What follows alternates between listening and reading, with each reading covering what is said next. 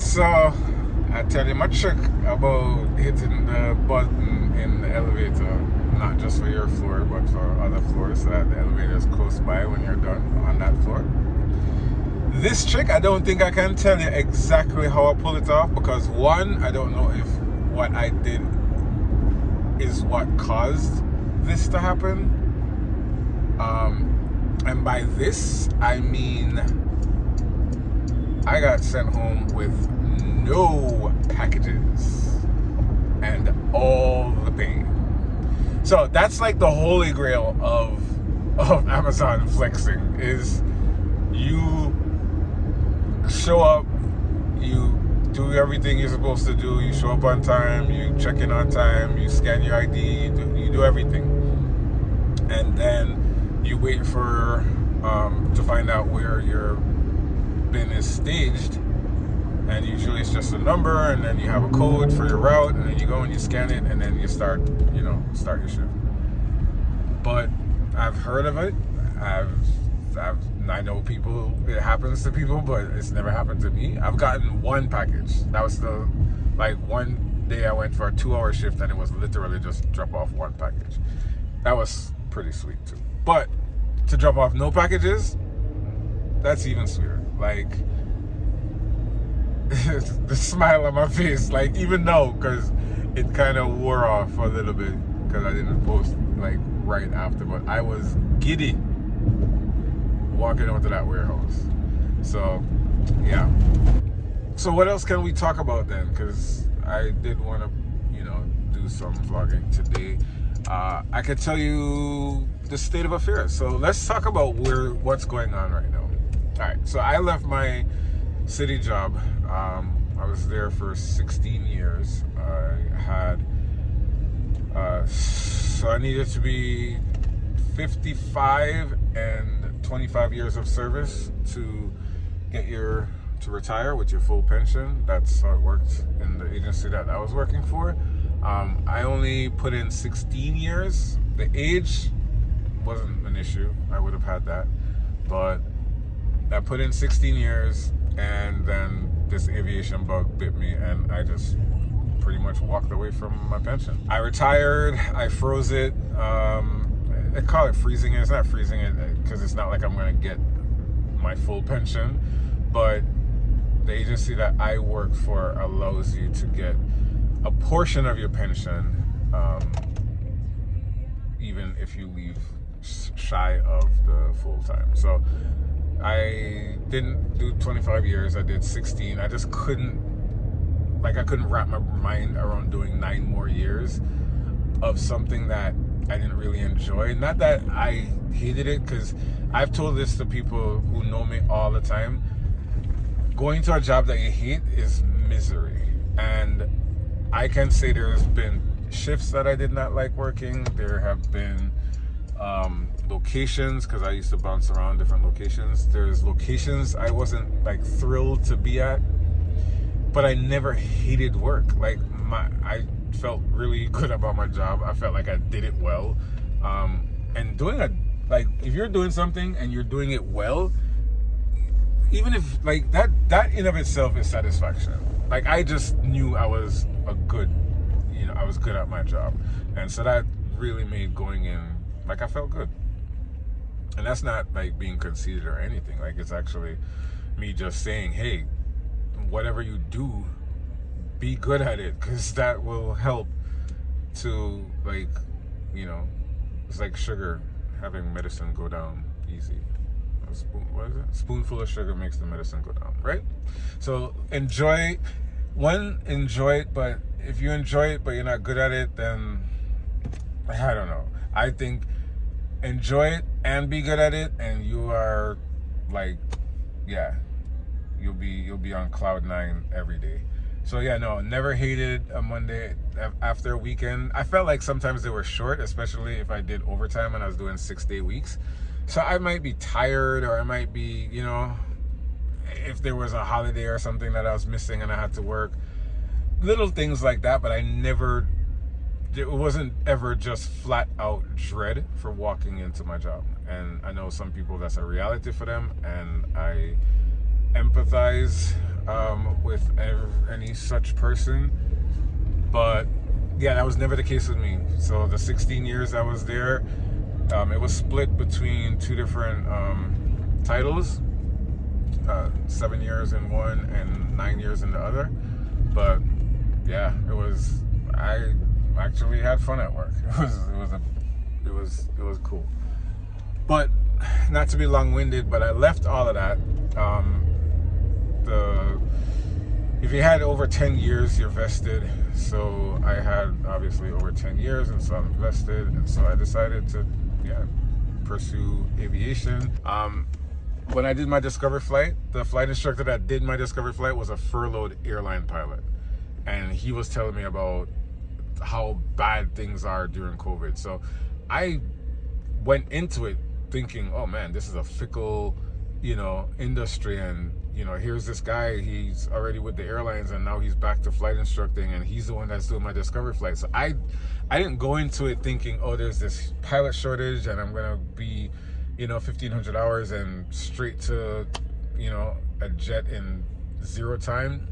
But I started flight training. I did my discovery flight pandemic 2020. Didn't start flight training until 2022, but by then things had started to ramp up. Travel had started to ramp up again from post-pandemic.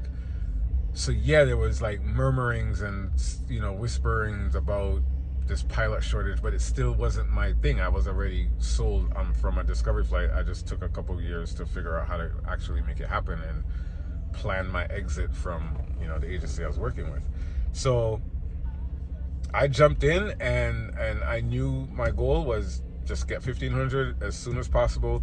There's no guarantees of a job right after, but that's the magic number. And there's plenty of videos about ATP qualifications. There's some other ways that you could do it, going to college and so forth, that could lessen the amount of hours. But in general, for a lot of people off the street, so to speak, it's 1,500 hours. So my goal was just get the 1,500 as soon as possible. I am not young. I came into this with 25, 30 years over everybody else. Like, a lot of the people I'm surrounded by are younger than my kids, and so to me, I'm surrounded by kids. I know that sounds condescending, but I don't mean it in a condescending way. You just have to understand that I literally have kids that are older than them. So my kids are my kids, so they're kids, right? They're not my kids, but they're kids. So yeah, I did it. I got to the 1,500 hours. My flight training took me 2 years, which I was working full time still. I hadn't left the job yet, so it was kind of stretched out in hindsight, and I could make a completely separate video on that, of why it took so long and how you could do it and it take a lot less. It took me 2 years, right? And everybody's journey is their own, and it took me 2 years to finish. But it worked out, because that's right around the time that I said, all right, I'm gonna leave the agency and just be a full-time flight instructor. So I ended up being fortunate to instruct at the same school that I trained at. And so yeah, I flight instructed all of 2024, and we're 5 months ish into 2025, and I already hit my 1,500. I hit my 1,500 last week. So I'm at 1,500 hours. I am a cadet for an airline, and so I've been waiting on my hours to let them know that I'm ready for a class date. Unfortunately, we've come full circles to where things are way slower than they were in the previous 2 years. I mean, people had job offers with 1,100 hours, 1,200 hours, 1,300 hours. Like, everybody knew exactly where they were going at 1,500. 1,500, your 2 weeks notice was in, you were out the door. And I personally witnessed that at my flight school. People, like instructors, were out the door at 1,500. Now it's slowed down to the point that there are instructors, I'm probably now the 4th instructor that's over minimums. Not everyone, like I said, needs 1,500, but there are a couple of us over minimums that are still waiting. we're hopeful, we're positive, we know it's going to happen. It's just not happening as quickly, and it's kind of just, you know, the dust settling and things kind of getting back to normal. But don't forget, for 2 years things are so like hiring was being done at such a rapid pace that you can't help but be spoiled by it and think that, oh, that's going to happen to you too. So I missed like the last class that my airline had was in May, which would mean I would have needed to finish in February-ish to get into that one. But it is what it is. Everything is for a reason. And so, yeah, that's why, you know, so now I'm taking the time to let you know that's why I'm doing this. Needless to say, I took a humongous pay cut, right? And so I've always thought of all the different ways to just try to make some money, side gigs, while I'm instructing, so that I can, you know, just make ends meet. This one is okay for now, and today worked out perfect. Like, it was great. So if you know of a different way, maybe an easier way, less mileage on the car, less stress on the, like, physically, let me know. Just drop a comment and let me know, like, if you're a flight instructor or if you are just a financial guru or something, and you have like these clear-cut ways, like, you know, you could do this step by step, and I'm open to suggestions, open to feedback. See, that's kind of like giving you a little, now that I had the time because I lucked out today, to kind of catch you up on everything that's going on.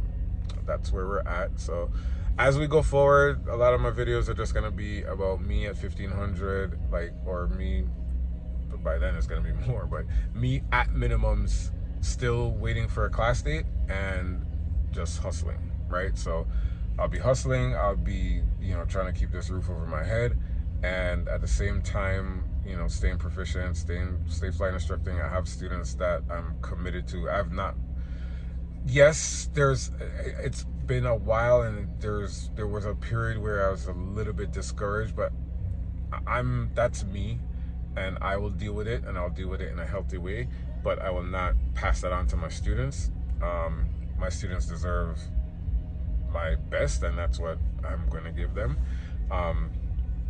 So yeah, so the content will kind of, you know, move along organically from what I'm doing now to, hopefully I'll get a call, I'll get, you know, that class date, and we'll see what happens. In the meantime, perhaps I could, you know, if you guys want to see things or want to know more, maybe it's about Amazon Flex, maybe it's about some other, you know, aviation related content, just let me know what you want to see, and that's what I will post. So again, I said it last time, and I feel so cheesy saying it, but like, subscribe, share, just help me out. All right, that's how you can help me out. And yeah, thanks for watching, and I'll see you next time.